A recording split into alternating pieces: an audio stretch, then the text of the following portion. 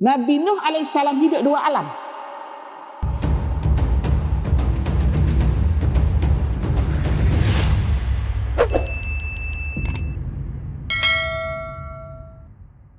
Cerakinkan lagi, apakah maksudkan simetik? Simetik ini adalah takrifan yang diberikan oleh Schlosser. Schlosser pada tahun 1876, tidak silap saya, dia menamakan pembahagian itu Sam simetik, Ham hemetik, Yafit yafetik. Dah tahulah pembahagian besarnya bagaimana. Okey, sekarang ini kalau disebutkan kita orang Melayu itu adalah di bahagian sebelah sini. Macam mana boleh ada perkataan Melayu? Okey. Ini sesudah banjir besar. Kena ingat, Nabi Nuh alaihissalam hidup dua alam. Nah, umur Nabi Nuh 950 tahun. Banjir besar berlaku ketika umur baginda 600 tahun. Maksudnya, sebelum banjir besar, dia sudah berumur 600 tahun. Bakinya ada 450 tahun. Dia hidup sesudah banjir besar 450 tahun. Siapa tak percaya, tak ada masalah. Maksudnya di sini, dialah merupakan pembawa maklumat sebelum banjir besar. Transferring knowledge tu, knowledge transferring tu, telah wujud semasa zaman Nabi Nuh. Nabi Nuh lah orangnya. Maknanya dia tahu bahasa apa yang dituturkan oleh Nabi Idris AS. Bermaksud, 300 tahun yang disebut sebelum ni kata antara jarak Nabi Idris Nabi Nuh 300 tahun. Bagi saya, pendapat yang lebih tepat, 300 tahun itu sebelum lahirnya Nabi Nuh. Bukannya sebelum banjir besar. Nampak tak? Maksudnya, Nabi Nuh kan 950. Jadi 300 tahun sebelum 950. Maknanya lebih kurang 1000 lebih lah jarak antara Nabi Nuh dengan Nabi Idris. 1000 lebih kurang 1300 lah lebih kurang. Itu antara jarak Nabi Nuh dengan Nabi Idris. Kalau kita ikut daripada kiraan itu. Jadi back kepada nak jawab Melayu ni, saya kena pergi panjang lagi supaya sampai ke satu noktah. Ya. Jadi berkenaan dengan Nabi Idris tadi, maklumat yang dibawa oleh Nabi Nuh alaihissalam adalah maklumat alam sebelum banjir besar. Dialah orang yang hidup dua alam. Jadi bagaimanakah bahasa? Dia tahu apa bahasa yang dituturkan Nabi Idris. Dia tahu bahasa yang dituturkan oleh Nabi Adam alaihissalam. Okey, back kepada sesudah banjir besar. Tadi sebelum banjir besar kita tahu sudah ada pergerakan. Sebab tu kita wujud Austronesia, kita wujud Austroasiatik dan sebagainya. Bermaksud di alam Melayu ni, di tempat kita ni, di kawasan warna merah ni, sudah ada orang. Qaturah itu hanyalah satu case study saja. Untuk supaya kita mengenali siapa diri kita. Ya.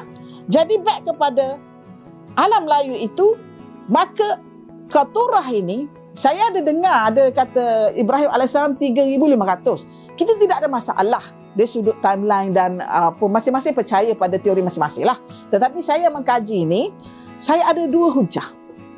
Kenapa saya meletakkan Ibrahim AS sekitar 2,000 atau 2,500, 1,950. Bila sebut sirka ni, Yana, saya sudah bincang dengan Prof. Kopaski, dia boleh pergi jauh tau. Sirka ni kalau dia bukannya the dot tu mesti tepat 100%.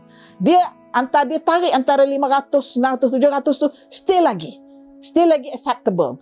Jadi kesimpulan yang dibuat ahli-ahli sejarah yang kita baca ni meletakkan 2000 BC itu zaman Nabi Ibrahim alaihissalam. Walaupun ada pertikaian, tak apalah, itu hak masing-masing. Even tak ada siapa pun duduk dekat zaman tu pada waktu itu, ya. Jadi masing-masing membuat spekulasi berdasarkan pahaman pembacaan masing-masing. Sebab tu kajian mesti mendalam dan menyeluruh. Kalau kita nak react kepada poin-poin orang lain, video-video orang lain, kita tu sendiri kena equip the knowledge first. Lepas tu, jadi 2,000 tadi, ada yang mengatakan 3,500.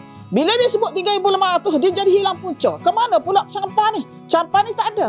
Sebab tu kita kena letak 2,000.